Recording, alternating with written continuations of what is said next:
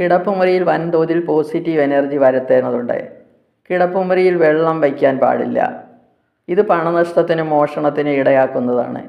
ഇവിടെ ചെടികളും ഒഴിവാക്കണം. ഇത് നിദ്രയ്ക്ക് ഭംഗം വരുത്തുകയും ഭാര്യാഭർത്താക്കന്മാർ തമ്മിലുള്ള അപസ്വരത്തിന് ഇടയാക്കുകയും ചെയ്യും. കിടക്കുമ്പോൾ തലയ്ക്ക് പിന്നിൽ ജനാലയോ വാതിലോ വരരുത്. ഇത് ഉപബോധ മനസ്സിനെ അരക്ഷിതാബോധവും ഉണ്ടാക്കുന്നതാണ്. തലയ്ക്ക് പിന്നിൽ കനത്ത ഭിത്തി ഉണ്ടാകണം. കവാടത്തിന് നേരെ കാലുകൾ വെച്ച് കിടക്കരുത്. ഇത് നിങ്ങളുടെ ഊർജത്തെ നഷ്ടപ്പെടുത്താൻ ഇടയാകും. വീടിൻ്റെ ഉത്തരത്തിൻ്റെ കീഴിൽ കിടക്ക വരരുത്. ഇത് നിങ്ങളുടെ ആരോഗ്യത്തെ നശിപ്പിക്കാൻ കാരണമാകും. കിടക്കയിൽ കണ്ണാടി സ്ഥാപിക്കുന്നത് നല്ലതല്ല. ഡബിൾ കട്ടിലാണെങ്കിൽ ഒറ്റ മെത്ത തന്നെ ഉപയോഗിക്കണം. 2 മെത്ത ചേർത്തിട്ട് കിടന്നാൽ ഭാര്യാഭർത്താക്കന്മാർ തമ്മിലുണ്ടാകുന്ന അകൽച്ചയായിരിക്കും ഫലം. കമ്പ്യൂട്ടർ, ടെലിവിഷൻ തുടങ്ങിയ വൈദ്യുത ഉപകരണങ്ങൾ കിടക്കമുറിയിൽ ഉപയോഗിക്കുന്നത് ഒഴിവാക്കണം. കർട്ടൻ, ഷീറ്റ് എന്നിവയ്ക്കും ഇളം നിറങ്ങൾ ഉപയോഗിക്കുന്നതാണ് ഉത്തമം.